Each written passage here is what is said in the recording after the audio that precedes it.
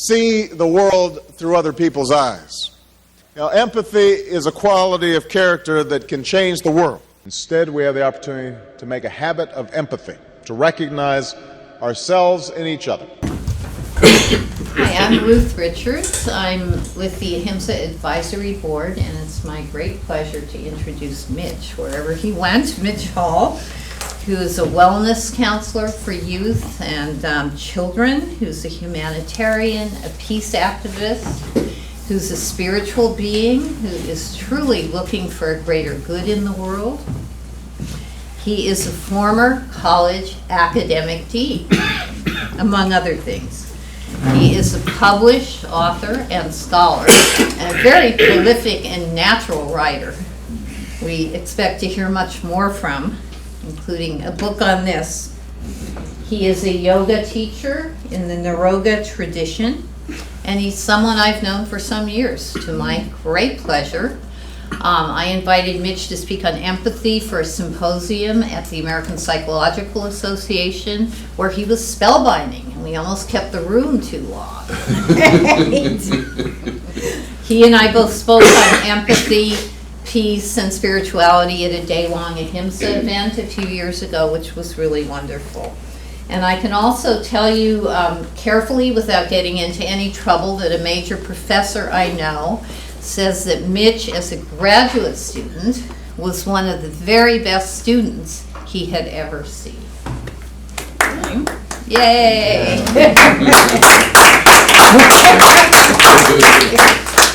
And so as the speaker tonight, Mitch brings something I wish we had more of, an excellent and moving combination of, scholarly expertise and a really intuitive, experiential understanding and wisdom about his topic. And we need both. He lives what he presents. Mitch Hall really cares tremendously, as you'll see. And it's an honor and a privilege to introduce Mitch Hall.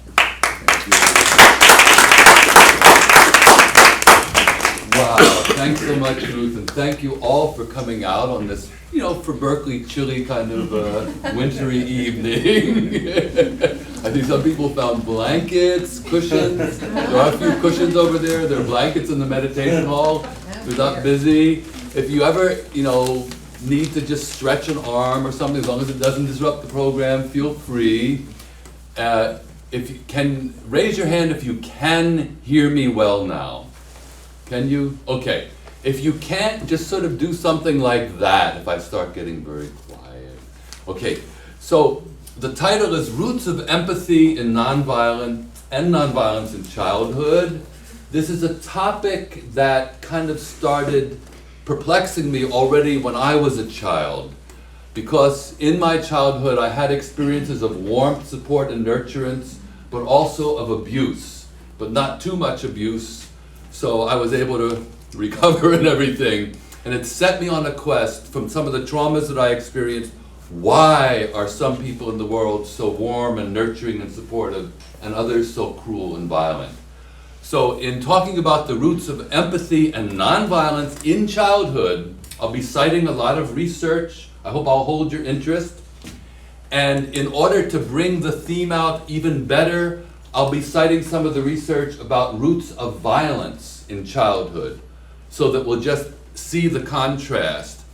I'll be presenting a lot of evidence, and then I'll be going a bit, if time allows, into what's called attachment theory and research. How many here feel you're very conversant with attachment theory and research? Very conversant? A little conversant? Okay. So we'll see how far we get. So with no further ado, I want to start with an inspirational quotation from Mahatma Gandhi. He says, if we are to reach real peace in the world, in this world, and if we are to carry on a real war against war, we shall have to begin with children. And if they will grow up in their natural innocence, we won't have to struggle, we won't have to pass fruitless, idle resolutions, but we shall go from love to love and peace to peace until at last all corners of the world are covered with that peace and love for which consciously or unconsciously the whole world is striving. Gandhi said that in 1931. What evidence is there that might support Gandhi's perspective on this? And I'd like for a second to call attention to the words, if they will grow up in their natural innocence. One of the things I'll be showing is right from the beginning of life, in the womb, in infancy, influences on children may or may not support that natural innocence.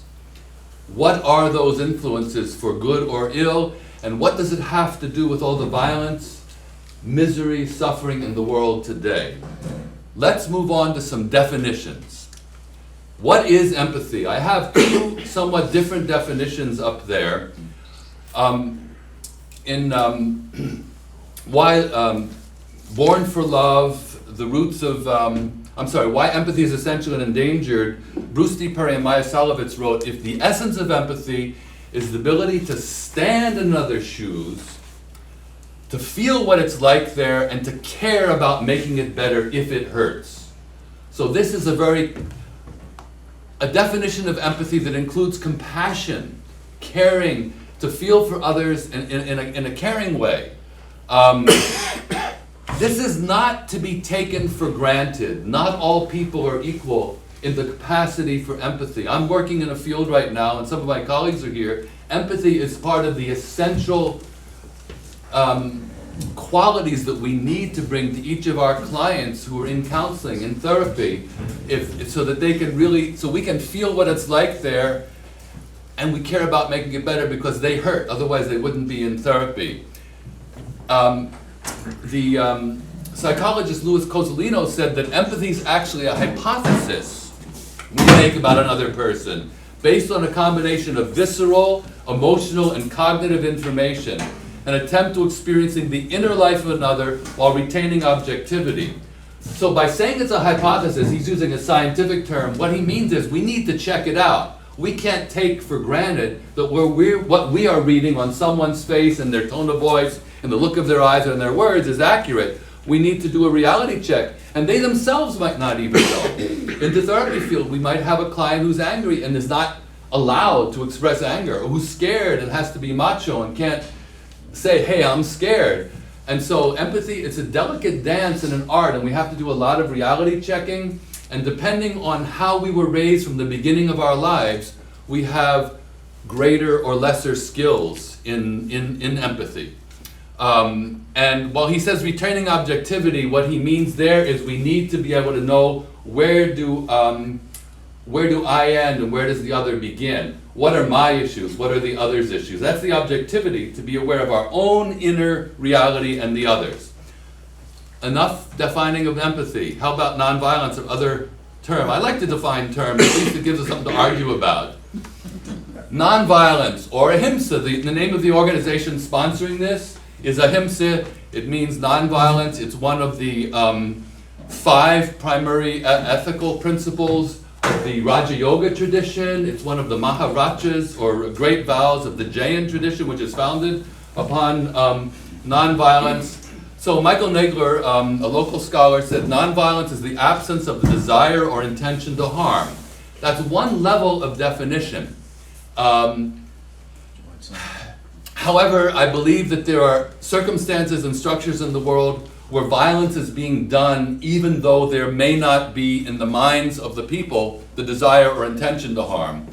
And some people have addressed this, such as Gandhi himself, whose quote we started with, Martin Luther King, Nelson Mandela, because nonviolence as a concept also refers to principled action using nonviolent means to create nonviolent social, economic, political, and cultural values and structures. The nonviolent peace movement, the nonviolent human rights movement, civil rights, social justice. And this has been developed at great length, because not only do we have direct violence of one person intending to harm another and carrying out that harm, but also have what scholars call structural violence, the harmful inequalities of wealth, power, and privilege, the historical realities of the oppression of some groups of people by others. And just to give you a shocking statistic, and this is back from '96, and it was based on UN statistics, while direct violence kills 105 million people per year, and that's actually current according to the World Health Organization, structural violence kills 18 million per year due to lack of adequate housing, medical care, food, sanitary water, and so on. We have a world in which the super rich are getting richer and richer, whether in this country or worldwide. The poor are getting more and more poor, and the middle class are getting harder and harder put upon to make ends meet. So I just want you to bear in mind as we go through this that not only is there direct violence, which most of us think about, there's also structural violence. And if we are committed to nonviolence, the absence of desire, attention to harm, we need to be aware of the violence that's being done, sometimes inadvertently, but the great human costs of the inequalities of the world.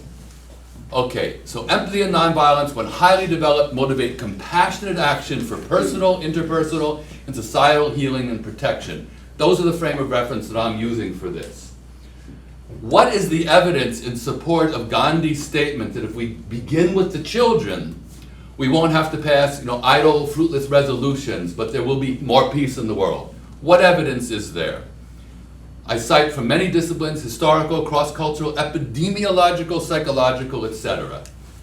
Okay, the first person whose writings called my attention to the perspective that I will be developing today is a Swiss, actually she was a Polish Jew who then practiced psychoanalysis in Switzerland, named Alice Miller. And her book, For Your Own Good, Hidden Cruelty and Child Rearing and the Roots of Violence, blew my mind. I had been seeking answers to why did the Holocaust happen since I was a small child, and my uncle came back from the war and brought pictures of the emaciated corpses and survivors of the Nazi extermination camps, and he was in troops that actually liberated some. I had been pondering the roots of violence from the time I was in second grade and my mother remarried, and I had a very abusive sociopathic stepfather who threatened to kill me and caused me all kinds of emotional and physical trauma. But thank God I survived it and also had empathic witnesses who helped me to get through all of that. And that's part of what set me on my quest today. But Alice Miller, when she told the story of Hitler's childhood, I said, oh my God, no wonder Hitler came out the way he did. When she related what she called the poisonous pedagogy and showed the kinds of child-rearing manuals that were in use in Germany at the time that the generation who became the perpetrators of the Holocaust were growing up, it made so much sense to me. And I'd even taught a course at one point, actually in a synagogue, on the literature of the Holocaust, trying to understand how could a group of people decide to murder 6 million Jews and the Roma people and the disabled and so on. How is it possible? A statement from Alice Miller, and again, she was the one that sort of wakened me up in this line of thought. She said, people with any sensitivity cannot be turned into mass murderers overnight. But the men and women who carried out the final solution did not let their feelings stand in their way, for the simple reason that they had been raised from infancy not to have any feelings of their own, but to experience their parents' wishes as their own. And what she showed was very normative in that culture at the turn of the 20th century, at the time of World War I, and there are all of these many causes, not just one. There was such a way of authoritarian parenting that in many practices that we would consider abusive, probably, and that was normative. To go to the positive side of this, however, whoops, something happened there, I don't know what. What about the childhood roots of altruism? Samuel and Paul Allender are sociologists from Humboldt State University in Northern California. Samuel Allender himself was a Hungarian Jew and the only survivor of his family from the Nazi Holocaust.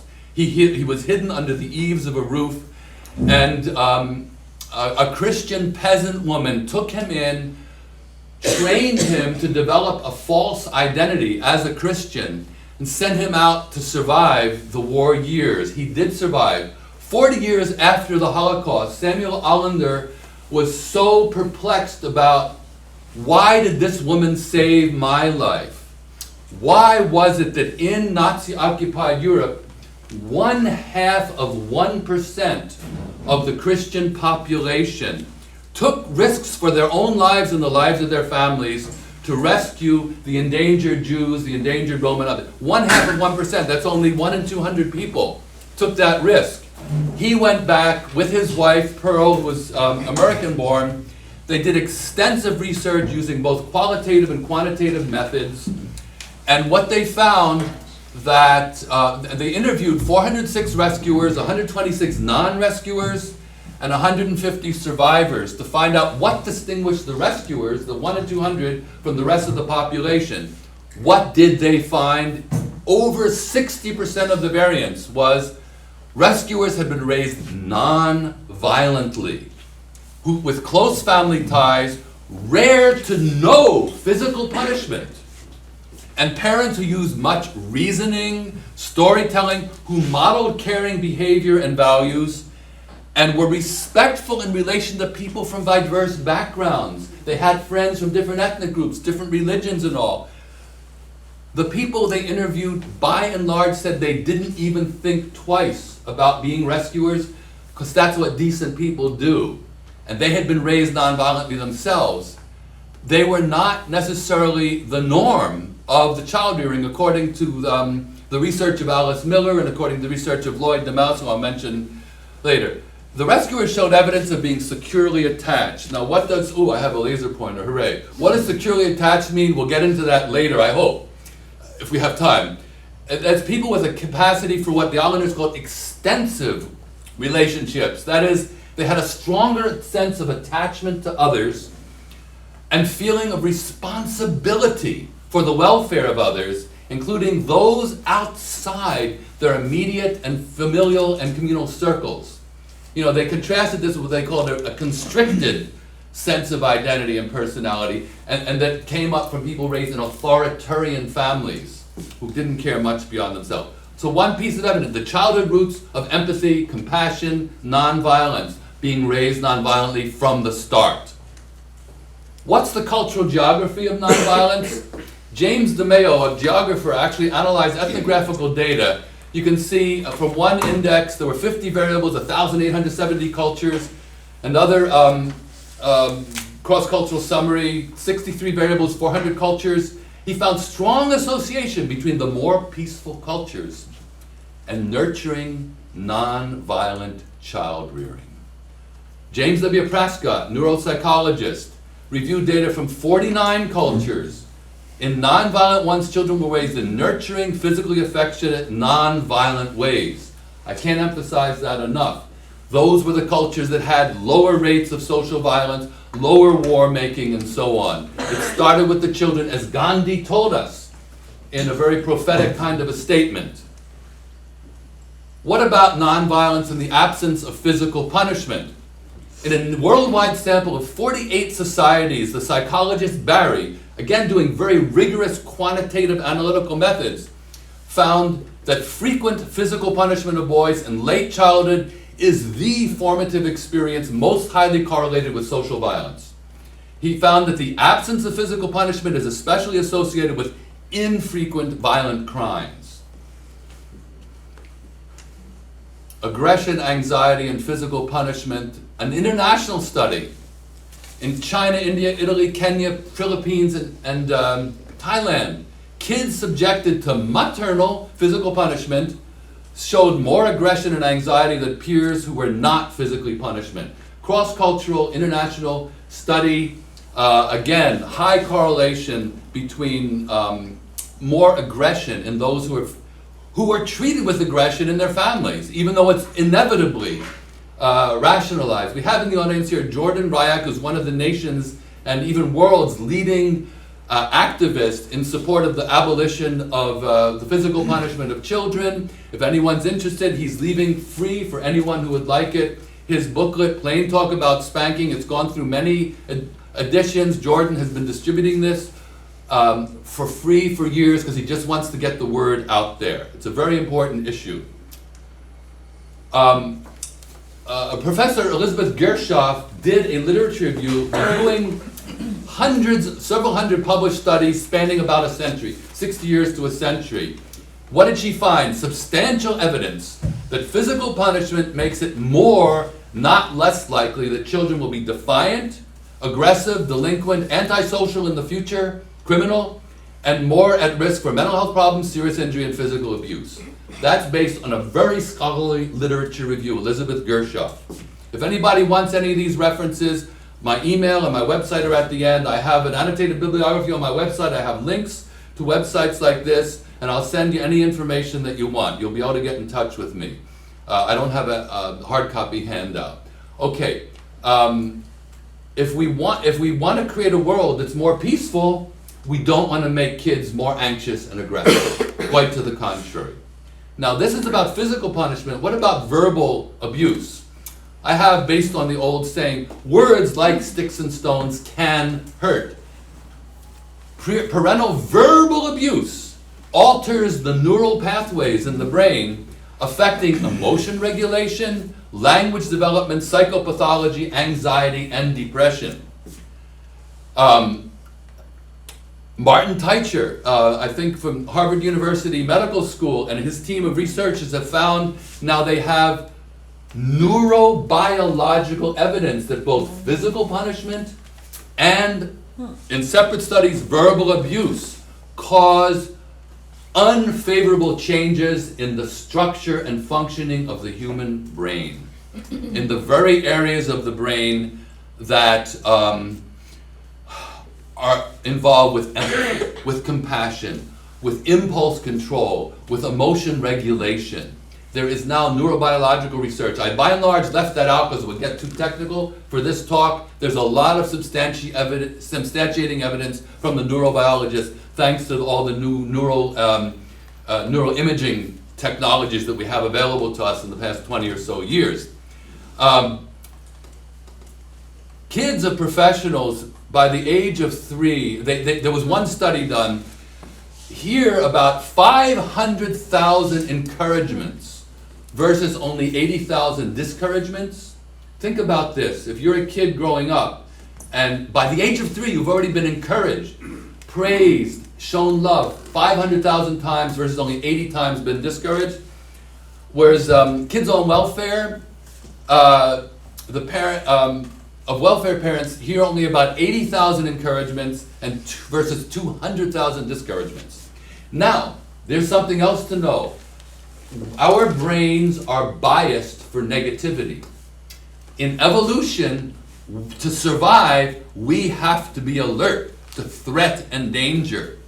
So negative words have 3 to 5 times the emotional impact and stay in the memory 3 to 5 times more strongly than positive words.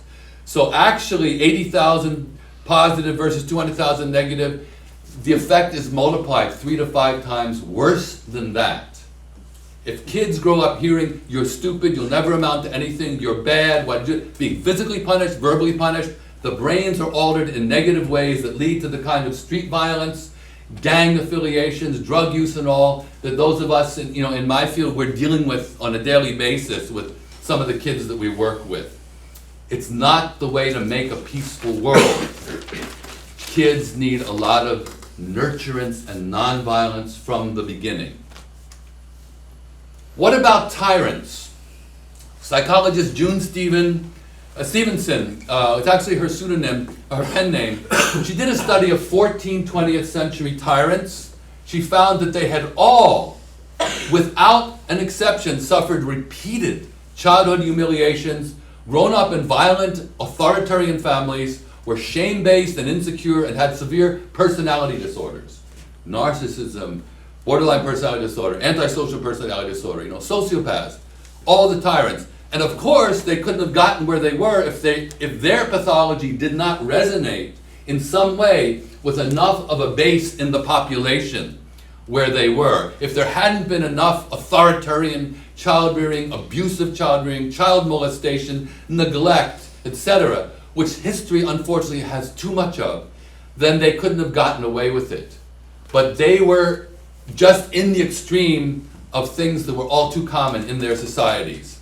The insatiable craving for power and ruthless violence were rooted in unhealed childhood traumas and humiliations, so they could never get enough revenge on the world for what they had been through. That's the study of tyrants, June Stevenson's work. Back in '97, two women, Carmorse and Wiley, published a study called Ghosts from the Nursery, Tracing the Roots of Violence. Don't worry, I'm going to get to the good side too about the roots of empathy and compassion, but I want you to see the contrast. They found over 30 factors associated with violent behavior later in life that could be modified or prevented by early intervention with children. It's very, very profound. Not only is it maltreatment and deprivations in early life predisposing to violence, and that's often the case, but certain things like prenatal exposure to lead leads to paranoia. And of course, it's the poorest people who have the most exposure to lead early in their lives. Impulsive rage and aggression also associated with prenatal exposure to lead. Increased aggressiveness and impulsivity when alcohol and heroin are introduced to the developing fetus. Nicotine and cocaine increase impulsivity also. So just to show you early, some of the problems that come out in behavioral disorders and all can be started even before a child is born. So Gandhi's idea about the natural innocence of children, we need to reframe it. It's the natural innocence of children if the right prenatal and perinatal and early childhood and later childhood environment are all there, both in terms of physical and emotional and behavioral effects upon the children. Bruce D. Perry, for a child psychiatrist and neuroscientist, talked about what he calls the vortex of violence. Just think of like a whirlpool just going down. He said that, quoting the sociologist Murray Strauss, whose famous study in 1974, where is the major context of violence in America? Hate to tell you, friends, it's not out on the streets. It's in the family. 20% of violent crimes, 27% are family-on-family crimes. 48% involve acquaintances, and the acquaintances are often in the home. If you add up 27 and 48, you get 75% of violence. So we are horrified by the information and the scenes of violence on the streets, and then the wars that get. Where does it start? Bruce Perry talked about the vortex of violence. Those who get brutalized, abused, molested, neglected in the home, then start taking it out, joining gangs, taking it out on others, joining armies, voting for authoritarian political leaders, and so on. Community and predatory violence are rooted in intrafamilial, in the family, violence and the impacts of abuse and neglect, and the resulting impacts of abuse and neglect on the development of children. 4 out of 5 assaults on children are at the hands of guess who? Their own parents in America. Bessel van der Kolk, renowned neuroscientist and psychiatrist, had that statement in his book. So that's the vortex of violence. We see what happens on the streets more than what's in the home. It's kind of guarded secrets. We need to develop a culture of nonviolence for children right from the beginning, before they're even born. Even maternal loss or often rejection. Adrian Rain at UCLA, he's also a neuroscientist, followed 4,269 males from birth to age 18. Birth complications coupled with early maternal separation or rejection was the leading risk factor for violence by age 18, according to Adrian Rain's study. So I'm just giving you, I don't expect you to remember all this, and I know I'm going very fast because I've got a lot of material to cover, but I really would like to stimulate your curiosity about this, and anybody who wants further dialogue can. But we need to start building peace from childhood up, from before conception and before birth, so that those who become pregnant are going to be healthy and capable of healthy parenting, without physical punishment, without verbal abuse, without neglect. It's so important for peace in this very, very endangered world. What about political attitudes, liberals, conservatives, and so on? Childhood roots, according to Milburn and Conrad, two social psychologists at University of Massachusetts, Boston. Punitive political attitudes, such as favoring war as an instrument of national policy and capital punishment, result from punitive upbringings. It's the people who are raised with punishment, for whom punishment, war, aggression makes sense in a political way. This is especially so for males who have not benefited from psychotherapy. Psychotherapy makes a difference. Males who had those punitive upbringings, who benefited from psychotherapy, who let down their defenses, who opened up to their feelings of vulnerability, to their shame and so on, developed less punitive political attitudes. They weren't so in favor of war and capital punishment. Childhood anger, according to Milburn and Conrad, and they cite many, many studies, is displaced onto political issues and outsiders. See, it's easy to pick on outsiders. What Alice Miller pointed out in her pioneering book was that when we're little kids, we depend for our survival on our parents. So we can't criticize them if they're abusive. We can't criticize the culture that supports them. We depend on it for survival. So then outsiders, outgroups become targets of our aggression. And you can name many, many, many sorts of outsiders who become targets of aggression on this.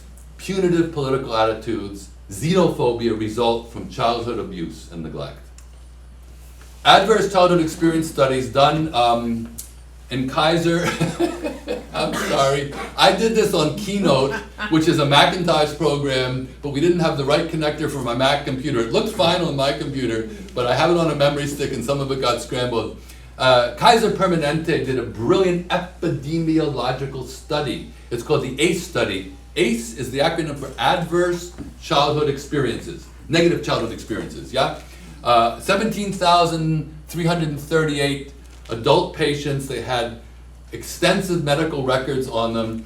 They looked for 9 adverse childhood experiences, including recurrent physical and emotional abuse, contact sexual abuse, alcohol and drug abuse are in the home, incarcerated household member, someone chronically depressed, mentally ill, institutionalized, suicidal, and 1 or no parents, and then emotional and physical neglect. What they found in graded fashion, the more adverse childhood experiences, the greater the risk for dysfunction in the affective, somatic, substance abuse, sexual, and aggression-related domains. So much human misery.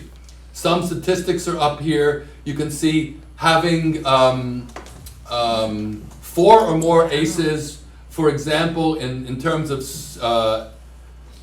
where is it? It's ever attempting suicide, 1,220% more probability of attempting suicide. I didn't find their, injecting illegal drugs, 1,030% more risk.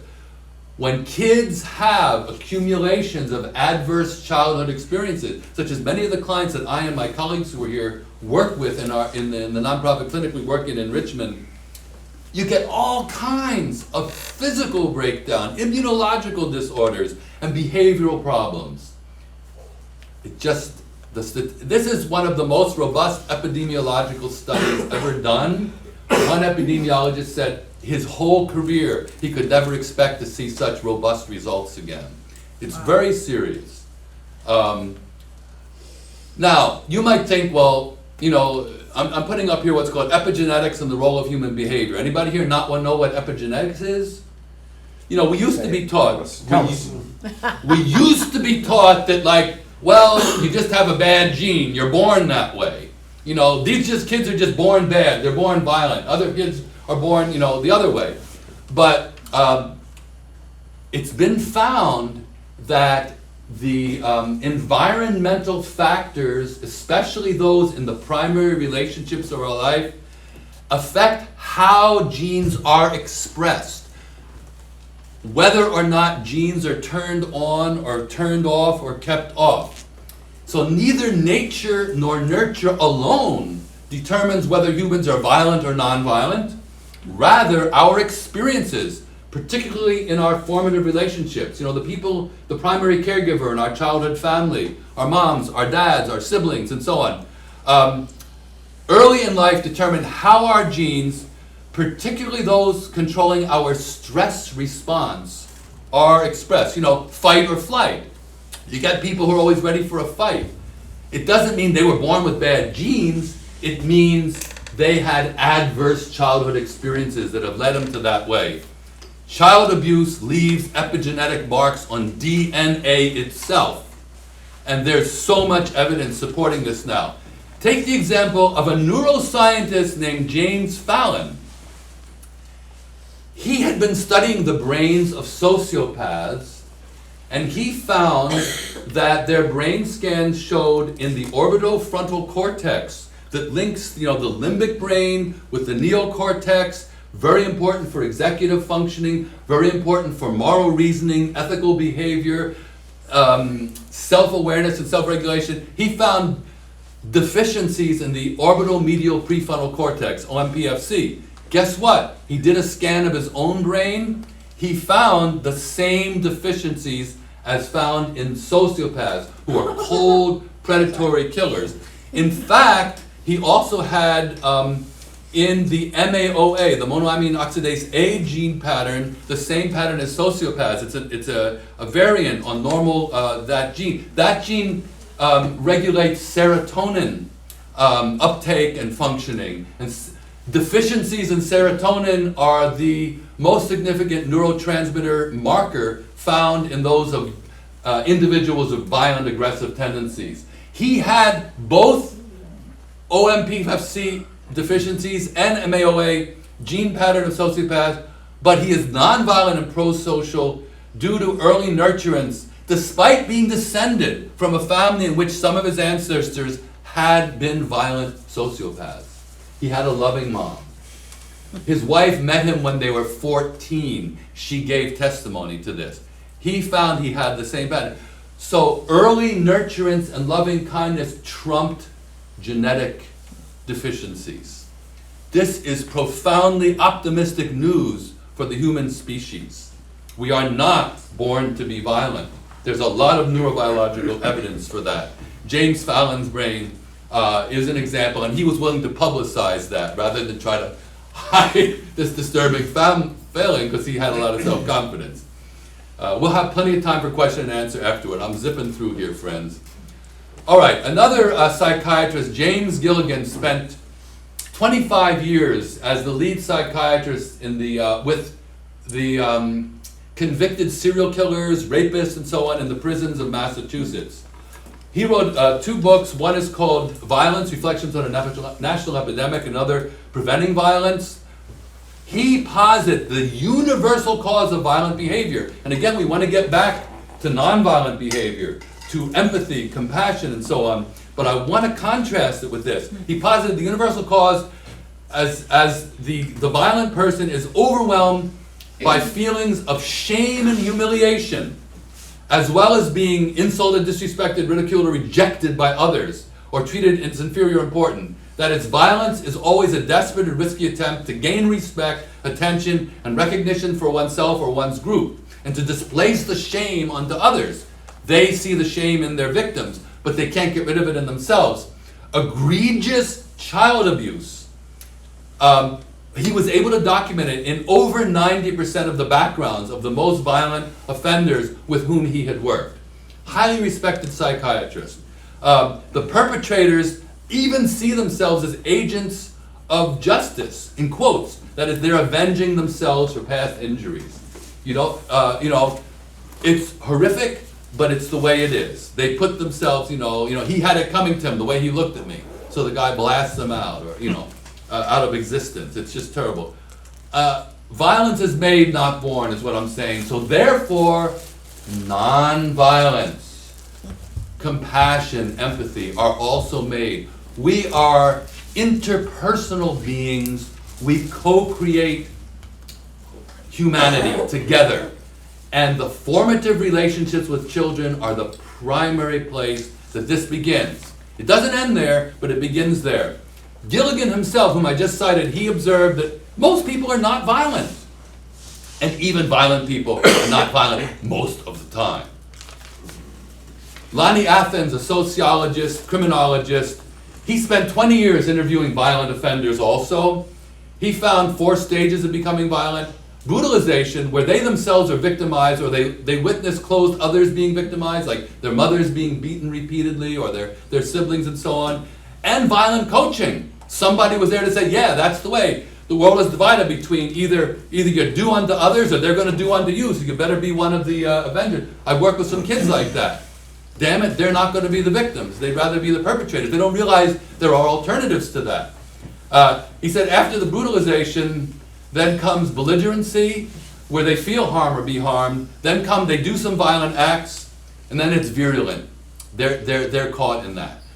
But it takes a lot to change a human being into a violent perpetrator. It's not born. Even for soldiers, the US Army had a problem. In World War II, they found that only 15 to 20% of US soldiers were willing to even fire at an exposed enemy soldier. It didn't come naturally. They started changing their training methods. By the Korean War, they had 55% of soldiers willing to fire at exposed enemy soldiers. And by the Vietnam War, it was up to 95%. Drastically different training methods. They added up. I don't want to go into it now, but just it wasn't easy to turn American recruits and draftees in the Army into killers. They had to work hard at it, and they used, unfortunately, in my opinion, psychology, and they're still doing it to this day. In fact, a very famous psychologist at the University of Pennsylvania, the leader of the so-called positive psychology movement, got a huge contract from the US military to train soldiers in what they call positive psychology, to reframe in their thinking, using cognitive psychology methods to reframe what they're doing, so that they'll have less inhibitions for doing it, and also less PTSD results. But guess what? The symptoms of perpetration-induced trauma in soldiers in particular have been found to be even more severe than the symptoms of PSD in victims. Killing other people takes a toll for most human beings, except for the sociopaths who don't have any form of attachment or connection to other human beings, who are cold and predatory and remorseless. But most people, if they kill someone, their PTSD symptoms are even worse. Guess what? 1 in 6 US servicemen currently are on at least one psychiatric drug. It's serious. Lloyd DeMause, psychohistorian, has tried to interpret history and politics in relation to the evolution of child rearing. He's largely ignored, but he sees wars and social violence, ignored in academia, unfortunately. I think it's a major model and deserves more attention. He sees wars and social violence as the restaging of early traumas, the kind we've been talking about here. What about the effects of socioeconomic deprivation on kids? I barely touched on it. Salivitz and Perrig. Children growing up in groups of societies under threat will be more likely to be raised with harsh or distant caregiving. Poverty is not good. War is not good. Unemployment is not good for parents to have the emotional and material resources to raise their kids in the ideal nonviolent ways. So the direct violence on kids and their families is also connected with the socioeconomic, the structural violence, the inequalities. I don't think I have time to go into the case of the ick that the anthropologist Colin Turnbull had studied, but it was the people in Uganda who were forcibly displaced from the environment where they knew how to survive. He witnessed in one generation parents selling their kids into prostitution, neglecting to raise them, kids stealing from their own family members, killing and so on. In one generation, when they lost the socioeconomic base that they knew how to live in, it was for a hydroelectric project, they displaced the whole tribe. Very serious. There are kids under threat worldwide. Child laborers, 246 million. Slaves, 6 million. And on and on. You can see the dismal statistics. Kids lacking adequate shelter, 640 million. Lacking access to safe water, 400 million. This is not good for emotional health, let alone for physical health. It's not good for parents to have the resources and the presence of mind and the patience. It takes so much to raise a child. It's one of the most difficult, challenging responsibilities on earth, and also the most sacred. It takes so much, and I see some heads nodding of parents who know, because they've been there, they are there. It takes so much. Poverty and the horrible inequalities of wealth and power we have in this world and access to resources are not good for making a peaceful world. They're like prescriptions for war and violence. Okay, take a breather for a second. There's more. That was the first half, and we got it done in 45 minutes. I'm glad you're still laughing and not too many people have run for the hills. Wow. Is this a good part now? Yeah, now I want to introduce for many of you attachment theory and research, which sheds a lot of light on empathy and nonviolence. The emphasis is going to be on the positive, and there's a lot of supreme, beautiful research done at the Adult Attachment Laboratory at UC Davis, very close to here, by Philip Shaver and Associates, also in collaboration with Mario McCullenser at Bar Ilan University in Israel. They have a website with dozens and dozens of their papers published. It's good news for those of us who want to see a more peaceful and a less violent, more non-violent, compassionate, caring world. It's really good news. But it's buried in scientific papers that not too many people have the appetite to read. Attachment theory and research. What is attachment? Now, those of you who are involved in spiritual traditions are learning to detach from the world, possibly. Please, the definition here is different. It's a different frame of reference. Same English word, different frame of meaning. According to John Bowlby, who was the really pioneering British psychiatrist in this field, also an anthropologist, attachment is an innate, it's born in us, evolutionarily based behavior system that motivates us to seek proximity, nearness, to one or a few wiser, stronger people, attachment figures, often mom, not necessarily mom, who will provide a safe haven for comfort and safety and meeting of basic needs, as well as a secure base from which to explore the wider world on a sustained basis. This is born in us. Evolutionarily, it's there. We have whole circuits, major circuits of our brains devoted to attachment. What is secure attachment? Well, Bowlby said, and there's just an image that tries to say something to you. All of us, from cradle to grave, are happiest when life is organized as a series of excursions, long or short, from the secure base provided by our attachment figures. The people who give us safety, who give us comfort, who give us nurturance, who give us encouragement, love, who can, rub us when we have a boo-boo and we fell down and skinned our knee or whatever. Attachment, self-esteem, and worldview, and another set of research that I can't go into now, are seen as a tripartite security system. It's major work, but no time for it now. Neurobiology, extensive neural networks in the human brain are dedicated to attachment. The brain is primarily a social organ. This huge human brain that we have. In evolution, it's primarily a social organ. There's tons of research about it. And it develops optimally with secure attachment. When attachment needs have been met well in early development, the complementary caregiving behavioral system can function optimally. So if you want parents to be good parents to their kids, to be good caregivers, teachers, therapists, friends, they need their attachment needs met. Otherwise, there's a deficiency and it gets messed up. And I'm going to show you exactly what's involved in that. When attachment needs are not fulfilled, the consequences to the individual and society cause a wide range of dysfunctions from moderate to severe. There are extensive worldwide research has found 4 basic attachment styles, beginning in early childhood, persisting in later life, resulting from the relationship with the primary caregiver or caregivers.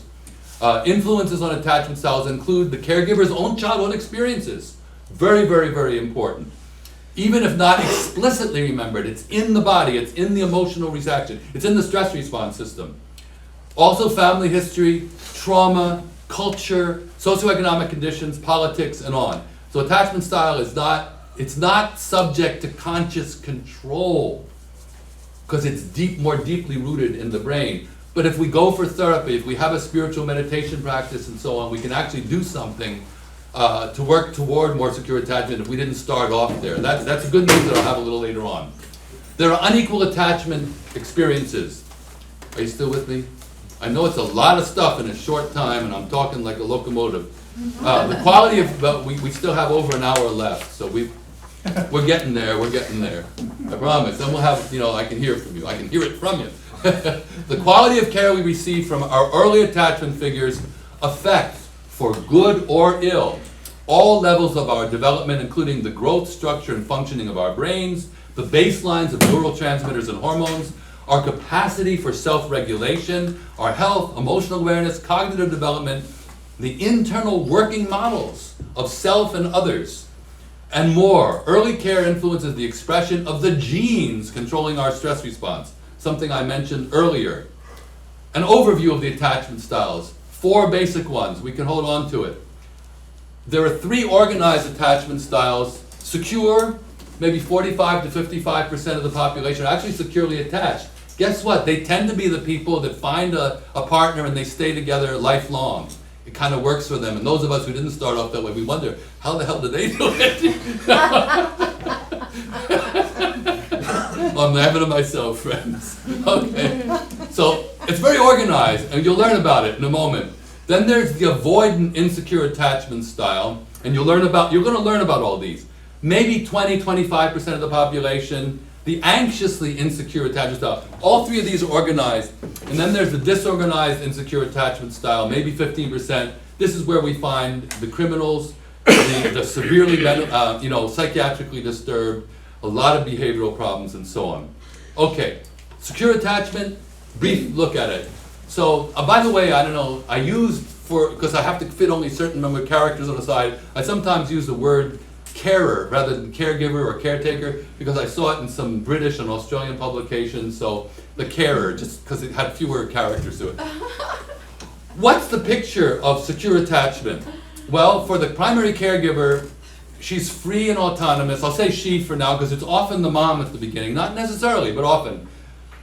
Available, sensitive, attuned, perceptive of the child's feelings and needs, responsive, effective, caring, fun, helpful, encouraging. She amplifies the happy feelings and soothes the stress. She or he. Not 100% of the time. Nobody's perfect. Nobody's an attachment, a caregiving machine. We all goof up. But enough so that the kid is easy to soothe, confident, expects to be helped, has a positive sense of self and others, internalizes the caregiver, as a source of comfort and refers internally to her or him to feel safe while seeking stimulation elsewhere. Remember, we go on wider and wider excursions into the bigger world from where we start, and we can always come back. That's the secure base, a safe haven and secure base. Second pattern, organized, avoid insecure attachment. The key there is the caregiver is kind of dismissive, unavailable emotionally, distant, rejecting, unexpressive, doesn't recognize or empathize with the child's feelings, has a discomfort with closeness and interdependence, has extreme self-reliance, like I don't need anybody else, positive sense of self, negative sense of others. That's usually the dismissive kind of adult. And it goes into adult, like romantic relationships, friendships, and so on. What happens to the child? Child shuts down, turns inward, doesn't expect to be soothed, under-expresses feelings, because if feelings don't get a response, why express them? Doesn't seek proximity to the mother in the strange situation where they take 1-year-old kids and mothers into a strange situation. The mother leaves, the stranger's there, what does the kid do? That's some of the basic research on it. Okay, so that's the avoidant insecure attachment. About 20-25% of the population have that. You'll see more about that in a moment. What about the anxious insecure attachment? Also organized. The caregiver is ambivalent, inconsistently available, sometimes responsive, sometimes unavailable, sometimes overly involved and enmeshed and intrusive. What happens to the kid?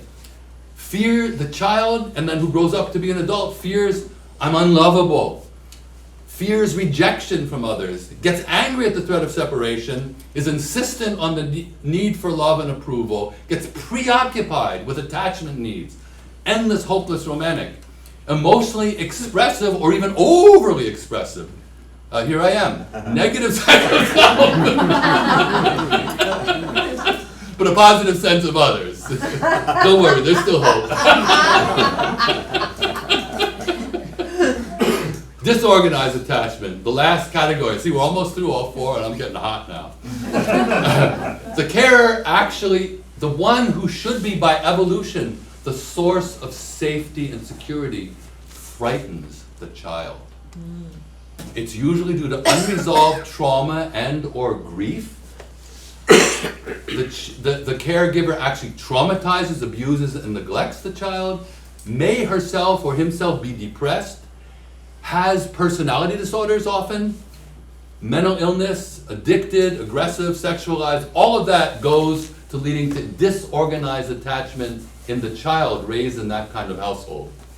The child, it's disorganized, you can't quite predict it. The child behaves chaotically injures themselves or others, dissociates, just, not there anymore, freezes, emotionally speaking, that's a technical term, has contradictory behaviors, like approaches someone like this, rather than like that, excuse me. That's a contradictory behavior. The mother leaves in the strange situation, comes back, the child may approach like that, and then all of a sudden lies on the floor and starts screaming and beating himself on the head. It's pathetic. It's dysregulated on all levels, so borderline personality disorder, etc., etc., etc. There's a high correlation with personality disorders, severe psychiatric disorders, aggression, violence, and criminality with this attachment style. That's the overview. We're going to get to the good news, I promise you, we're getting there. Empathy and secure attachment. Now, we've given you the overview of the 4 attachment styles. Here's some of the work. Shaver, Gillis, McCullen Cernal, UC Davis, and Bar Ilan University in Israel are the main sites of this really profound and important research that almost nobody knows in the wider world except people who are geeks and read this kind of stuff.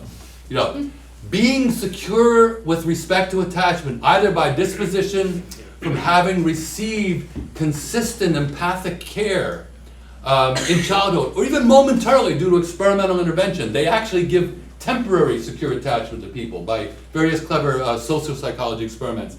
It's associated with empathy. That's one of our themes, folks. Empathy, helping to keep everyone awake. Compassion and responsive altruistic behaviors. These are self-transcendent values. Tolerance and attachment security. Securely attached people show greater tolerance for out-group members. Remember the Allender study of the rescuers of Jews. They rescued members of out-groups. They were securely attached. These guys have a lot of experimental research data to support this. In the world we're living in, intolerance of out-group members is so often associated with the massive group violence and warfare that exists. This is such important stuff, guys. This is in the adults, not just the little kids. Greater tolerance for out-group members when you're securely attached from the get-go, from the beginning of life. Sense of self-worth. Securely attached people show lower physiological reactivity to ego-threatening stimuli. So someone could come up to a securely attached person and, start cursing them out and demeaning them and for whatever. If they're securely attached, they're not going to start getting into a fight about it. Because they see there's something wrong with that person. They've got no place to land in them because they learned a sense of self-worth from the beginning of their lives. This is very relevant to a less violent, a more non-violent, compassionate, empathic world. Have a more stable sense of self-worth, are less reactive to feedback about acceptance and rejection. They don't get violent if someone doesn't like them, if someone criticizes their talk or slideshow or something. They don't have anything to worry about. And they're less biased by self-promoting needs. Empathic responsiveness and secure attachment. Securely attached people are more sensitive and responsive to others' emotional self-disclosures and need for support. And they express more affection and support, for example, before a temporary separation, thereby enhancing relational security for themselves and others. Open-mindedness and secure attachment. Again, think of how much violence there is in the world because of a lack of open-mindedness for different religions, different political ideologies, different backgrounds, cultures and all. Securely attached people have more coherent, complex, and flexible knowledge structures. Okay, someone's a Muslim, someone's a Christian, someone's an atheist. They can handle that. They're more flexible. They're not rigid in their thinking. I wish I could say we, but I can't assume anything here. And have more positive mental representations of self and others. I'm glad some of my humor is getting through. If I'm keeping your attention this long, I gotta inject someone. Okay, now here's the good news for those of us who did not start off life with secure attachment. Okay, here I am. I'll confess. Secure attachment, if not derived from early care, can be earned through later sustained relationships, one or more, with emotionally healthy, empathic others. Maybe a therapist, a teacher, a mentor, a friend, a life partner, a lover. Even healthy kids can sometimes bring that for people. So this is called earned secure attachment.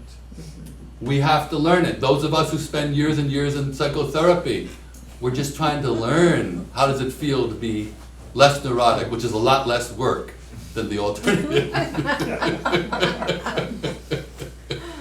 But other good news, that since I'm a yoga teacher and I have some fellow yogis and yoga teacher in the back of the room here, mindfulness practices, such as done in yoga and meditation, have similar psychological and neurological correlates as secure attachment and can provide similar benefits. So like the Niroga Institute that some of us are affiliated with here is bringing yoga, mindful yoga practices out to underprivileged kids, for example, in the juvenile halls and in at-risk, high violence zone schools and all. It actually helps develop physiologically some of the changes in the neurotransmitters, the hormones, the brains, the self-awareness, and then therefore the awareness of others. So there are ways through healthy relationships and through mindfulness practices where people who start off life less secure can become more secure. This is very new research. The paper I cite there is from 2007. It's not well known yet. It needs to be well known. This stuff, yoga can make a difference, for example. Okay, so we've just shown a lot of good news about secure attachment and empathy and nonviolence. What about what's called the avoidant insecure attachment style, that comes from having a parent who's kind of dismissive and unresponsive and cold?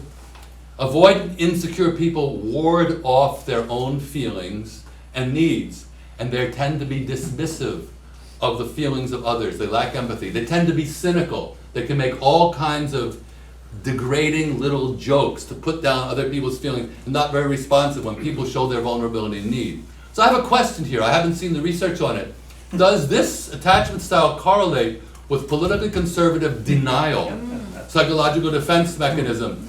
Because Milburn and Conrad, in their brilliant work called The Politics of Denial, identified conservative denial as denial of the evidence of the suffering of others and denial of their own vulnerability. Political, arch conservatives all have actually greater fear of death and more nightmares than liberals, according to the research on the subject, just by the way. But don't worry, liberals have their own issues. Their own denial patterns. What about anxious, insecure attachment and empathy? People with anxious, insecure attachment may become overwhelmed through identification with and overreacting to others' feelings, thereby impeding empathy, which is based on understanding both how another feels and how oneself feels. Remember that qualification about objectivity. In other words, someone can so over-identify with the suffering of others, they can't be very helpful, because they got to protect themselves from being overwhelmed. Question, I don't know any evidence. Does this correlate with liberal politics, which includes a liberal denial of one's own aggressiveness? Anyone here ever been in a peace group with incredibly aggressive people? I've been there. Or even a spiritual ashram with aggressive people? And also denial of the capacity of others to act out destructively. Something to be aware of with the liberal orientation. There really are people who've gotten to the point where they will commit very evil acts, where they will steal national elections for the presidency, where they will wage war, where they will give the billionaires on Wall Street all the financial rewards for their misdoings while the rest of us have more unemployment, and so on. They do act evilly. I'm not saying they are evil intrinsically, but they act evilly, because it's violence, structural violence at least. Okay. What about disorganized attachment, the fourth category? We're almost at the end of the slideshow. Breathe a sigh of relief. We're almost there. Then you can go on the attack.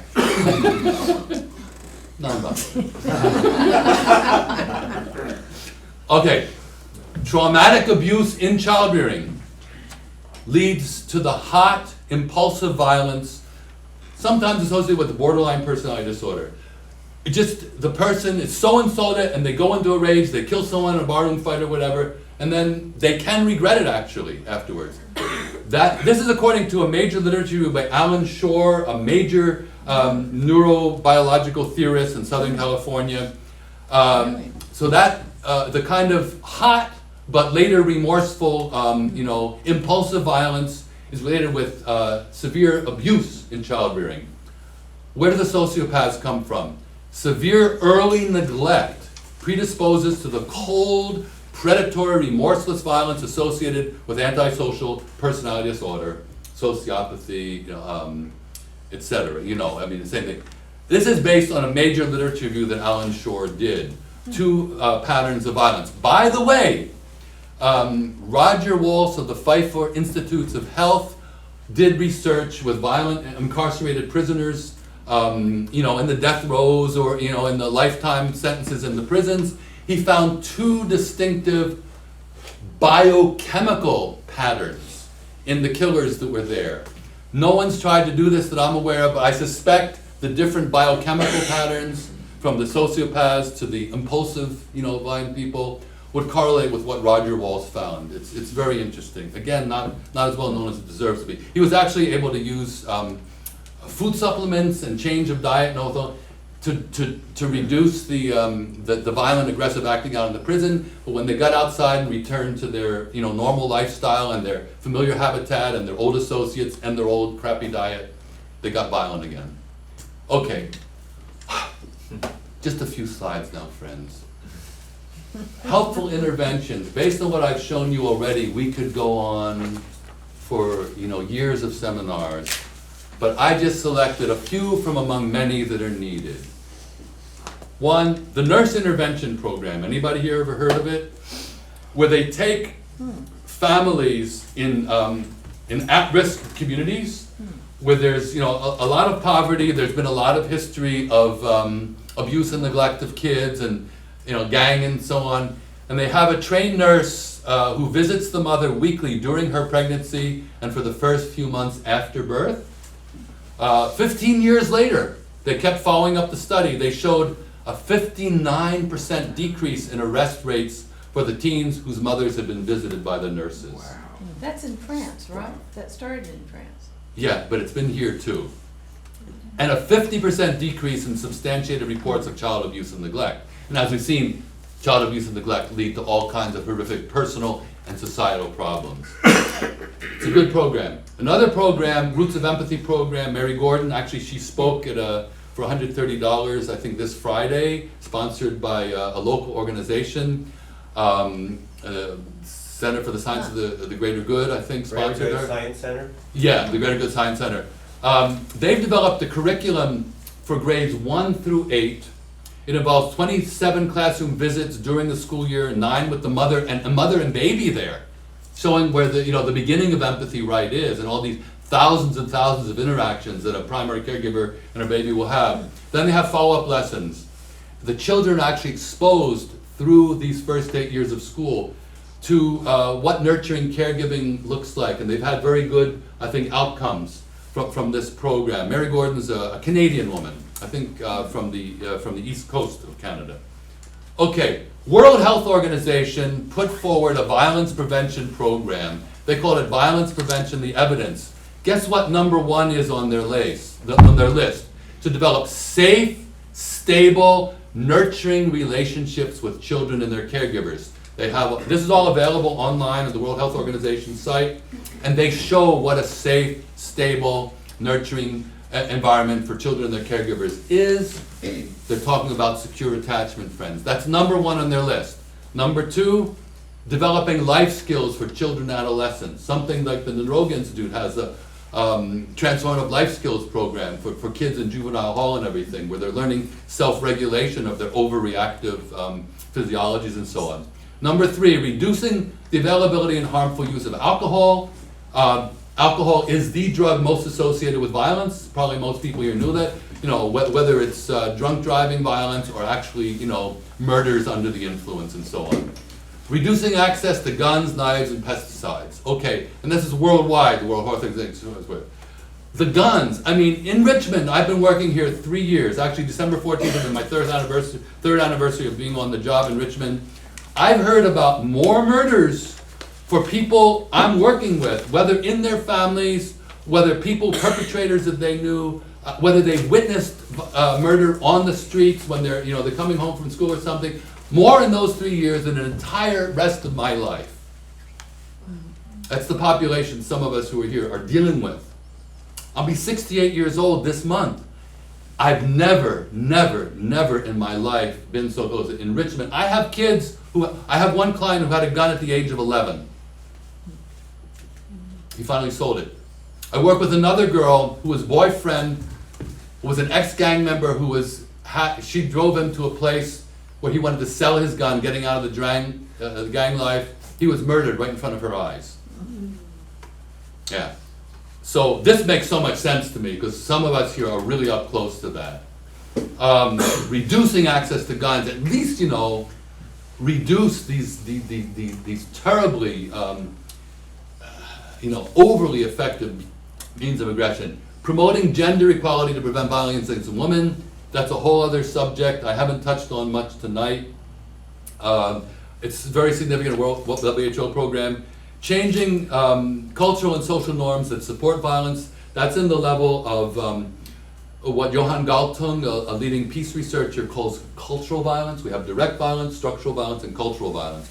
All the movies, the video games, the myths, the songs that are all celebrating and supporting that violence is normal. It's not. And by the way, while I'm on that subject, it's in one of my pockets if I can find it. The American Friends Service Committee has a nice little graphic. See the red thing there? This is the national budget for 2011 of the United States of America. The red thing there is 59% of all the expenditures of the federal government for the military. Nuclear weapons, war, etc.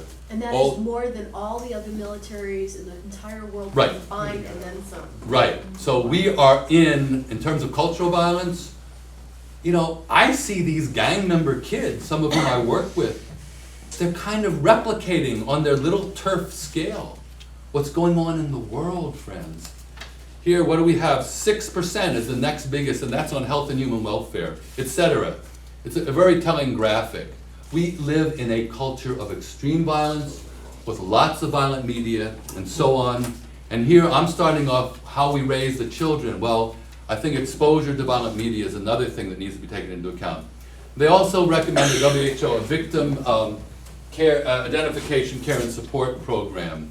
So it's huge. You can get, the URL is there. I mean, I know you can't take it down this fast, but I've got it on my website. I've got it to send to you if you want it. So big picture thinking, and then we're done. We need to eliminate egregious socioeconomic equality. In other words, we need to end structural violence, and we need to work actively for it. And I know it's horribly difficult, and I don't have the answers on how, but those who are peace and justice activists in so many different fields are actually working to create conditions where the world can be safer for children. We just finished the United Nations Decade for a Culture of Peace and Nonviolence for the Children of the World. It didn't happen. You saw how many millions of child slaves, prostitutes, child soldiers, over 300,000 child soldiers in the world, and so on. We don't have a culture of peace and nonviolence for the children of the world. How can we build a culture of empathy, nonviolence, and peace for the adults? And we need to preserve the planet for future generations. We have to end ecocide. Friends, we're in serious ecological trouble. That's not news to anyone here, and I'm not saying to scare us, but I want us to be galvanized. There's no future for future generations. I like, I think it was the Haudenosaunee people of the northeastern part of the United States, the Iroquois Confederacy, they're known in English. They had a principle that when we make policy decisions, we have to consider the impact on 7 generations from now.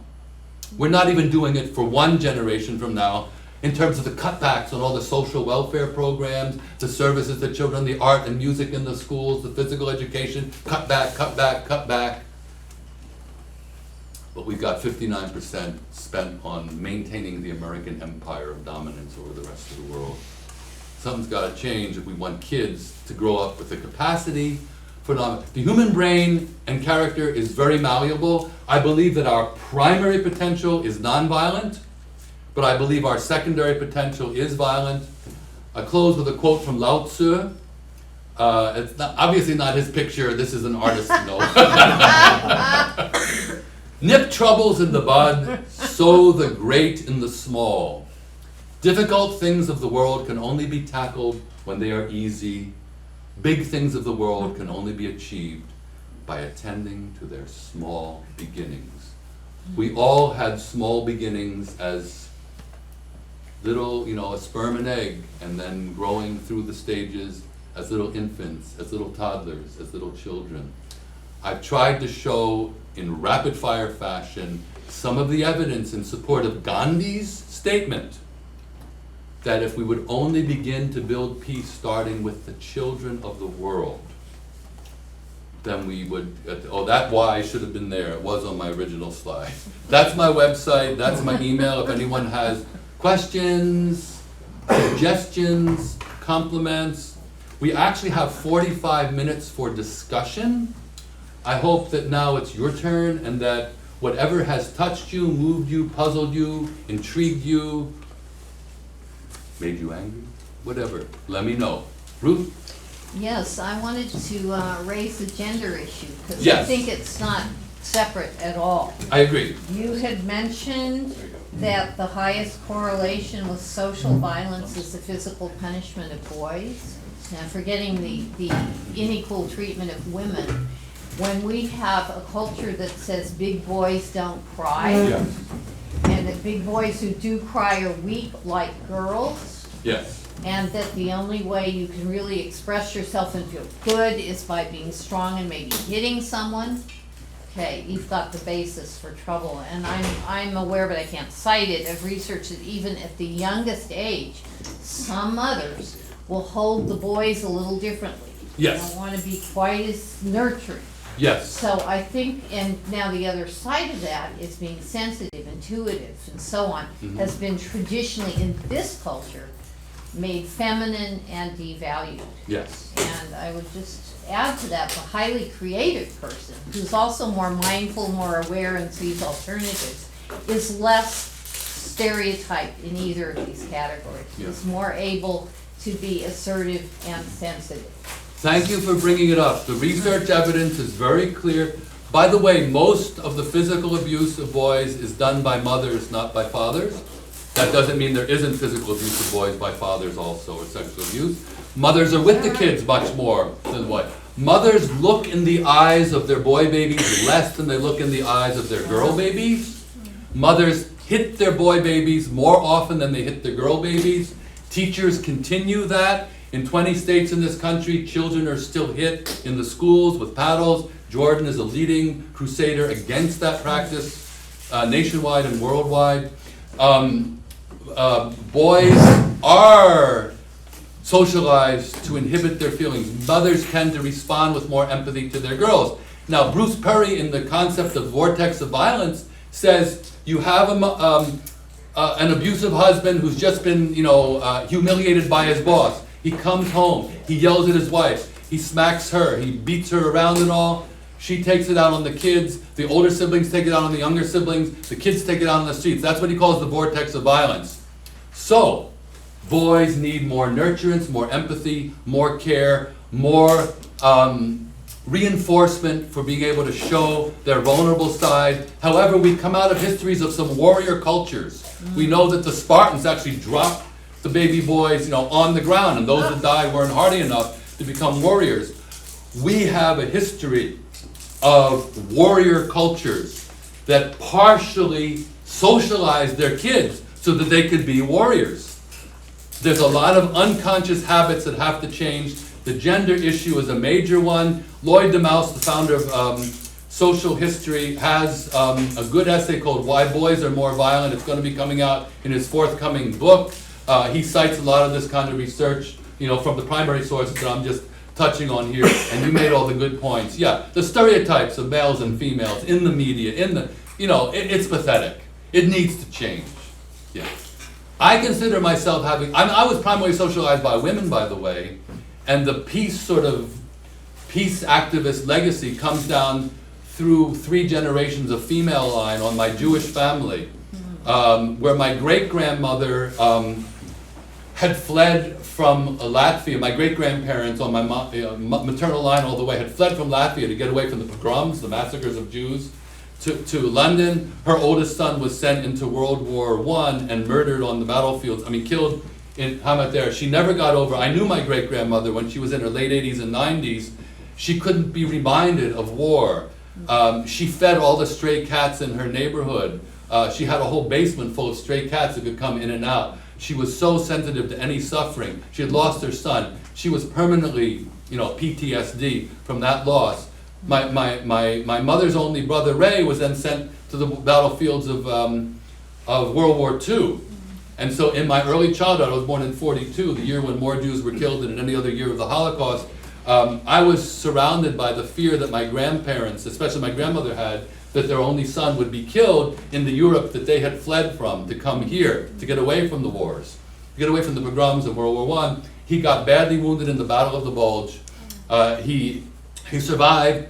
He came back with pictures of the death camps that then shocked me as a little kid. And then my mother wrote an essay when she was in high school about causes of war and so on. So I'm sort of, I'm a male, but I'm a male who can cry and can carry, who's vulnerable, whether or not the women in my life have liked that or not.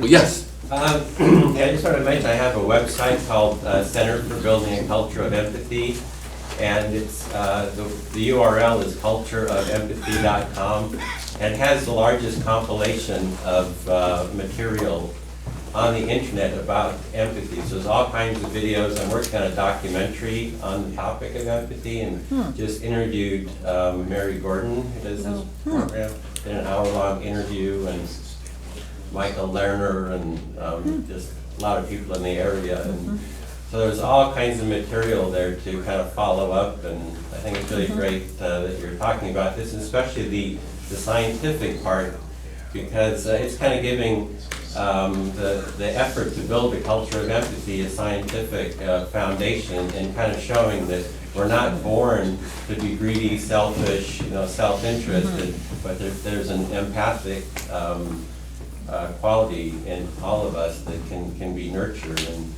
it's also about organizing. There's a Facebook site there with about 600 members, and it's like, how can we get together and start actually organizing around the value of empathy to build a culture of empathy, within yourself, between yourself and others, and society at large. Yeah, we're natural allies. I never met this gentleman before, and he just sent me an email, said, can I videotape your talk and put it on the internet? I said, great, maybe more people can see it, great. So we'll talk more about that. I think Kumar, who's the founder of Ahimsa, had a hand raised. First of all, I would like to commend you for a very thorough coverage of the subject. Thank you. In a short time. And also the delivery was very vigorous.